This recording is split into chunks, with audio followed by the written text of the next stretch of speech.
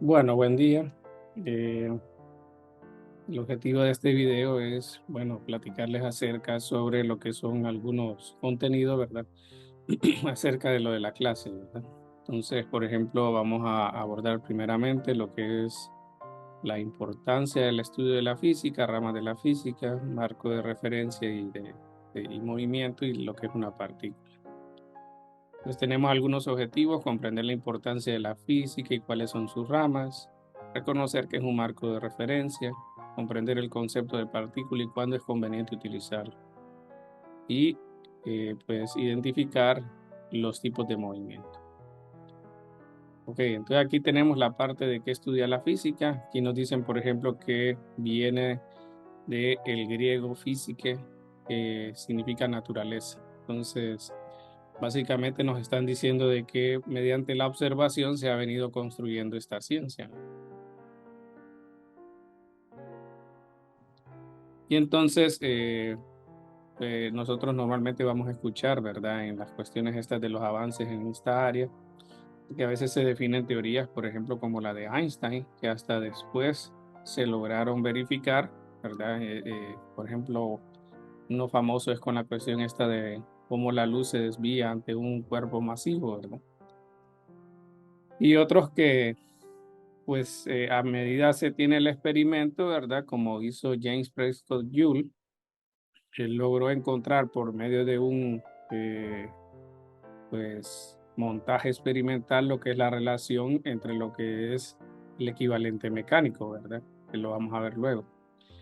Pues bueno, aquí nos definen entonces que la física es la ciencia que estudia los fenómenos de la naturaleza, ¿verdad? Entonces sí que no es necesariamente una ciencia aislada, sino que pues en algún momento se logra interrelacionar con la matemática, la biología, la química, entre otras, ¿verdad?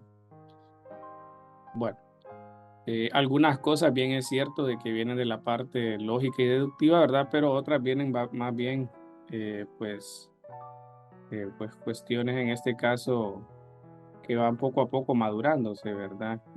Por ejemplo, eh, pues digamos la idea de las placas tectónicas no era una idea que se respetara a pesar de que estaba basado en la lógica, ¿verdad? Pero es que no se tenía tal vez los datos experimentales o la tecnología que lo avalara, ¿va? Entonces, bueno, y nos dicen que en cualquiera de los campos hay unos pocos conceptos fundamentales o leyes deducidos de maneras experimentales. Una vez que se denominan estas ideas básicas, las aplicaciones son en general directas. Entonces, bueno, ¿qué es lo que hacemos nosotros, verdad? Una forma es describir un modelo, ¿verdad? De manera cualitativa.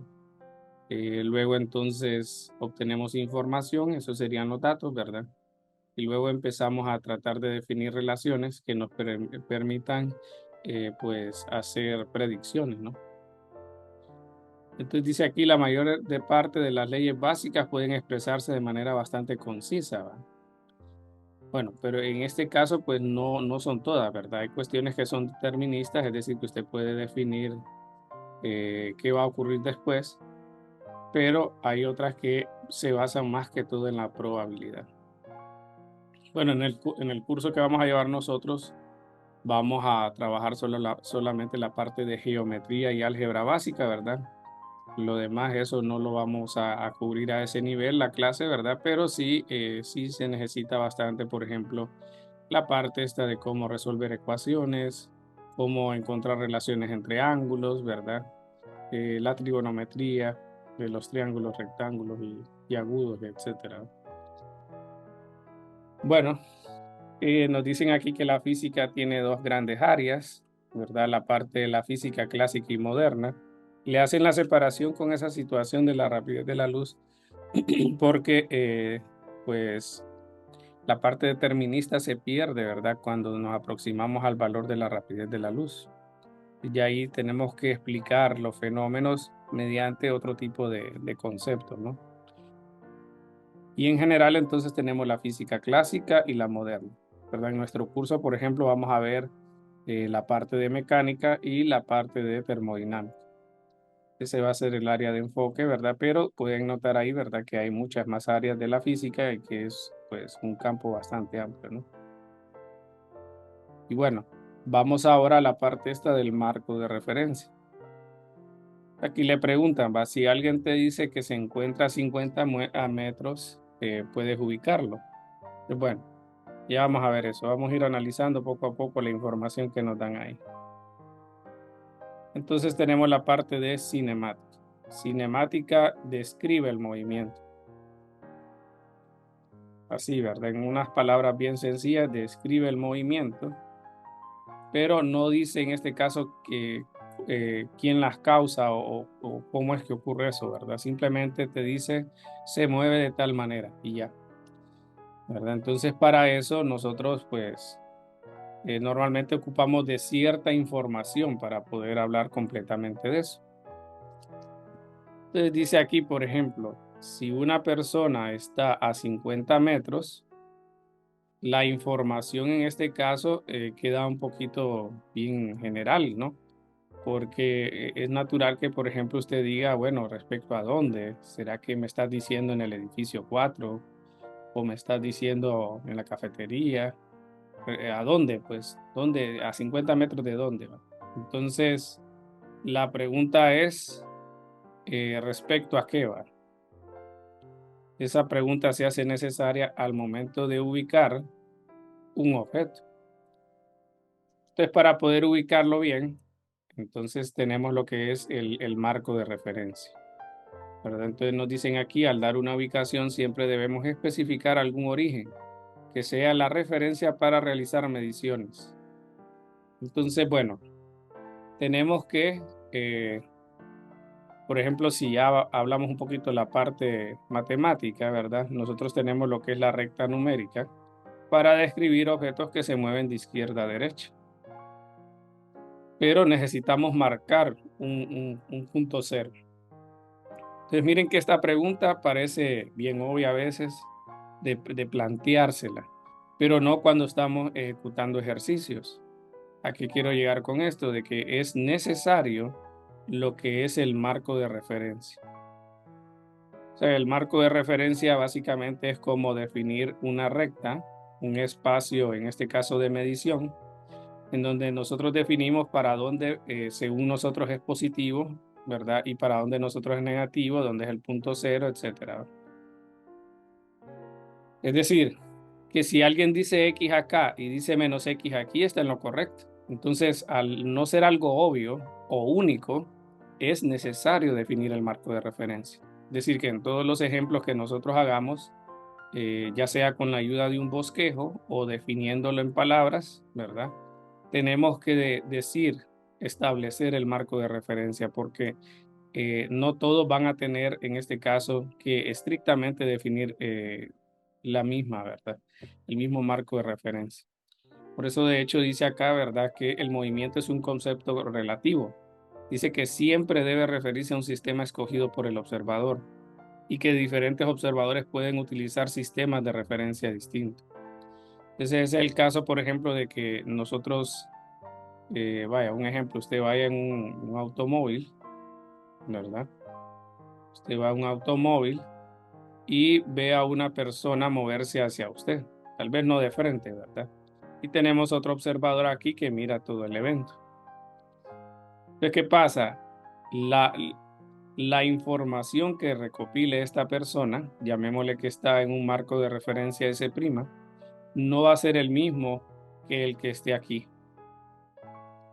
La letra S simplemente es para distinguir, ¿verdad? Que es un marco de referencia, es lo que a veces se usa como notación, pero no es el único, ¿va?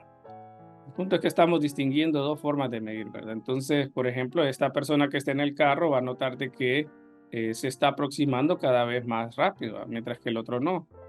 Entonces, a eso se refieren con el movimiento relativo y por eso es indispensable definir el marco de referencia.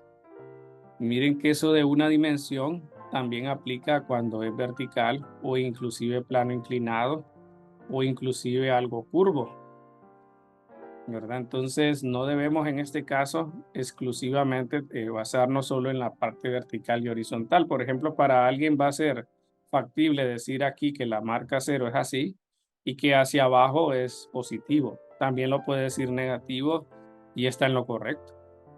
Y aquí también tenemos entonces otro tipo de marco de referencia. Para nuestro contexto de la clase va a ser menos utilizado. Bueno, de hecho no lo vamos a utilizar, pero el plano inclinado y los otros dos, ¿verdad? Son bastante usados. Y sobre todo esa parte de definir hacia dónde es positivo, ¿verdad? La cuestión esta de las coordenadas. Bueno, ahí le dice, mire, es el conjunto de convenciones que un observador emplea para la medición de una magnitud física. Para medir la ubicación, el sistema de referencia suele ser un origen de un sistema coordenado según las dimensiones necesarias. Nosotros solo vamos a basarnos en una y dos dimensiones, ¿verdad? Cuando ya sea pertinente, vamos a ver dos dimensiones. Pero pueden notar ahí, ¿verdad?, que es necesario plantear eso. Bueno, al momento de definir el movimiento, ¿verdad? Recuerden que al final lo que estamos diciendo es que vamos a describir el movimiento de algo. Entonces ya estamos viendo de que para empezar yo ocupo un marco de referencia.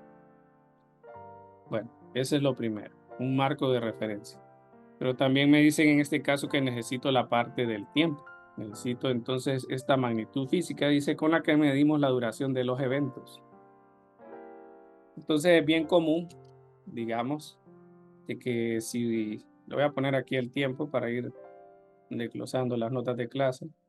Imagínese que aquí una persona se va moviendo hacia la derecha. Entonces, por ejemplo, para desglosar cuánto se mueve, pues necesitamos ver el tiempo en algún momento, ¿verdad? Para distinguir si se movió o no.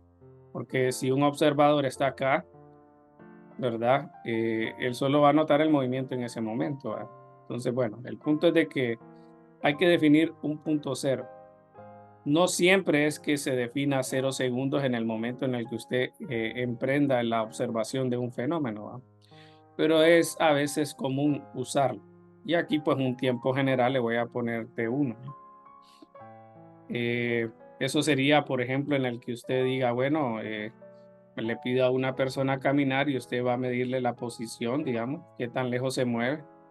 Entonces sería conveniente setear, por ejemplo, el cronómetro a 0. Pero imagínese que usted está viendo una carrera y está en una gradería y de repente ve un corredor pasar paralelo a usted. Ahí tal vez es conveniente, o sea, tal vez usted lleva eh, cronometrado el tiempo desde que inició la carrera, ¿verdad? Entonces ahí tal vez va a decir, no, él pasó cuando transcurrieron 3 segundos y recorrió una distancia tal después de 4, cuando llegó a 4 segundos, ¿verdad? Entonces, el punto es de que no necesariamente siempre va a ser 0, ¿verdad? Lo que sí es las unidades. Nos están diciendo en este caso que pues las unidades en este caso más usadas es el segundo, ¿verdad? Pero no está diciendo que es la única, ¿va? Está diciendo que es la más usada.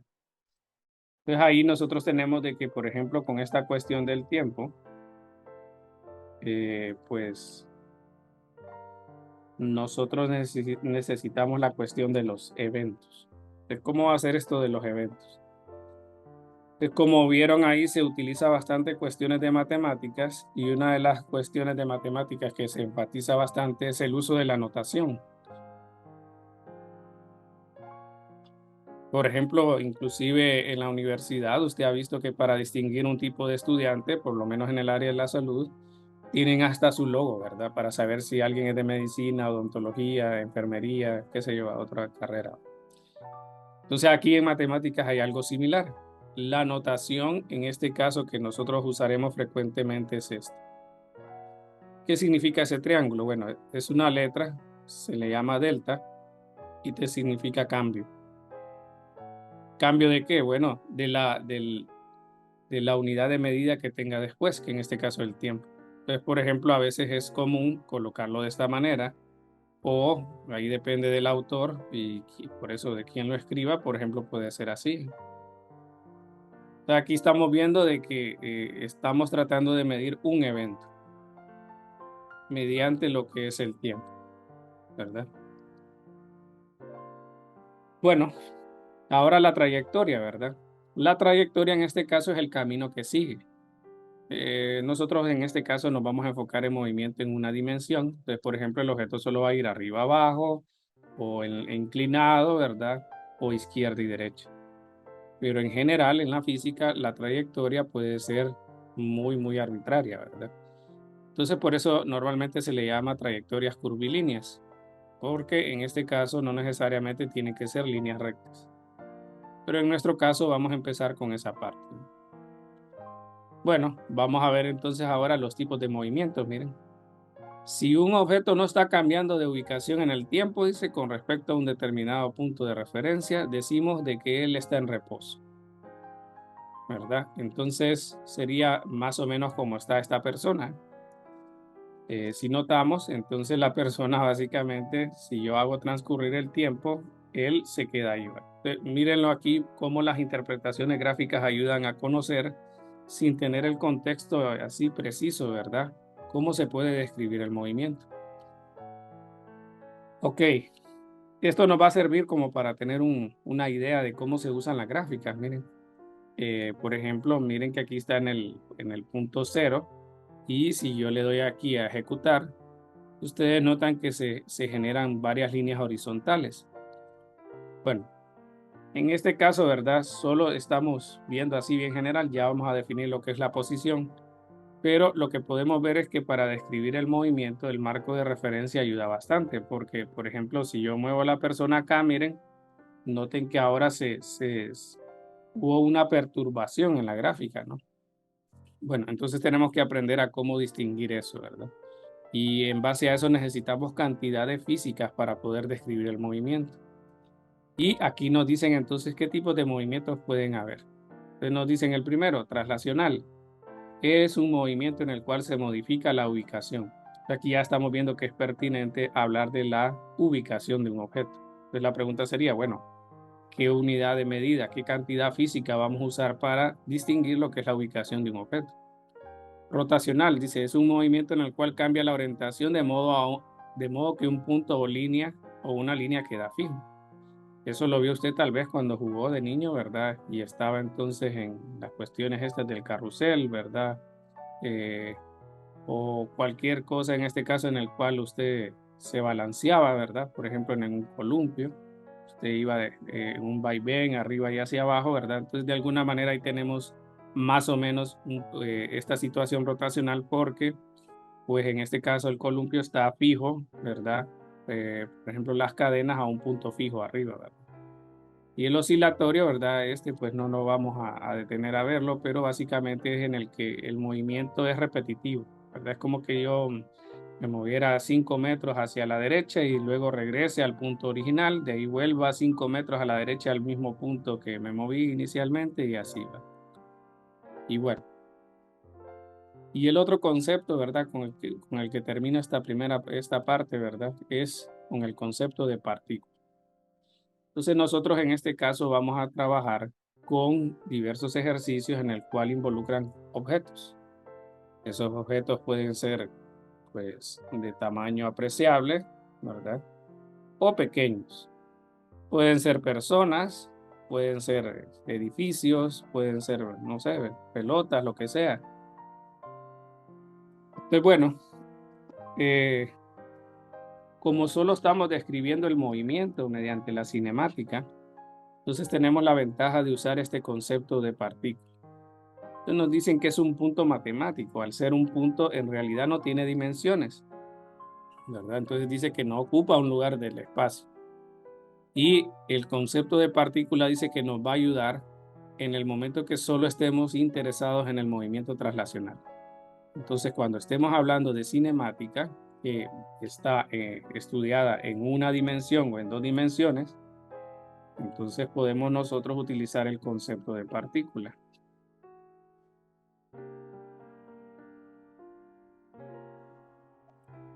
Bueno, entonces aquí, por ejemplo, miren esta parte.